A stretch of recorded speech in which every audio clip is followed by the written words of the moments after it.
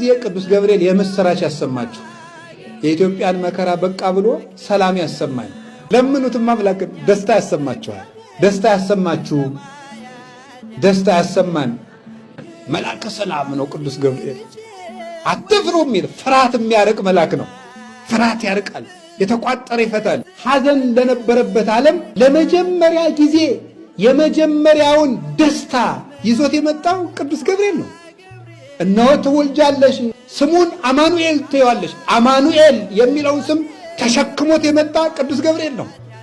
የእግዚአብሔርን ስም ተሸክሞ ነው የሚመጣው። ጎበዝ፣ የእግዚአብሔር ስም እኮ ሰማይና ምድርን እንደ ቅቤ ያቀልጣቸዋል። ይሄን ስም ተሸክሞ ለሚመጣ መልእክተኛ አፈር ትቢያ ቢልሱለት ያንሰዋል እንጂ ይበዛብታል።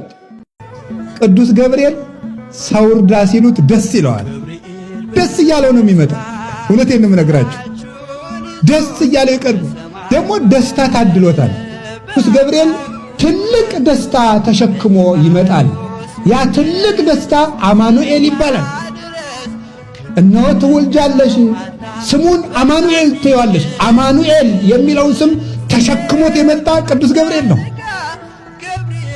ሐዘን ለነበረበት ዓለም ለመጀመሪያ ጊዜ የመጀመሪያውን ደስታ ይዞት የመጣው ቅዱስ ገብርኤል ነው።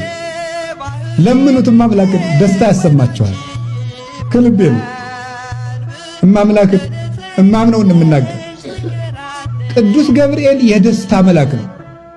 መልአከ ሰላም ነው ቅዱስ ገብርኤል። አትፍሩ የሚል ፍርሃት የሚያርቅ መልአክ ነው። ዘካርያስ አትፍራ አለው። ፍርሃት ያርቃል፣ የተቋጠረ ይፈታል። እኔ ላቆምኩት ለወርቅ ምስል አለመስገዳችሁ እውነት ነውን? የኔንስ አምላክ አለማምለካችሁ እውነት ነውን? ብትሰግዱ ይሻላል ለወርቁ ምስል፣ የኔን አምላክ ብታመልኩ ይሻላል አላቸው። ጣዖቱን እኮ ነው አምላክ የሚለው። ይሄ ካልሆነ ግን ወደ እሳቱ እቶን ትጣላላችሁ፣ ከእጄም የሚያድናችሁ የለም አላቸው። ያን ጊዜ ሶስቱ ብላቴኖች እንዲህ አሉ፣ አናንያ፣ አዛርያ፣ ሚሳኤል።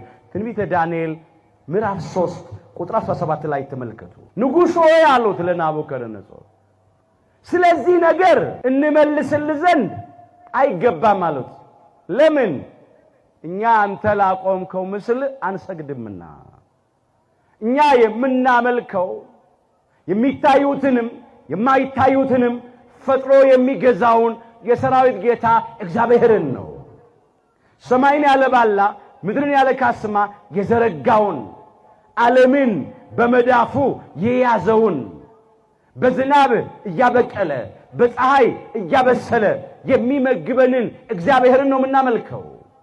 ይህንን ዓለም ካለመኖር ወደ መኖር ካለመታየት ወደ መታየት አምጥቶ የፈጠረውን እግዚአብሔርን ነው የምናመልከው። አንድ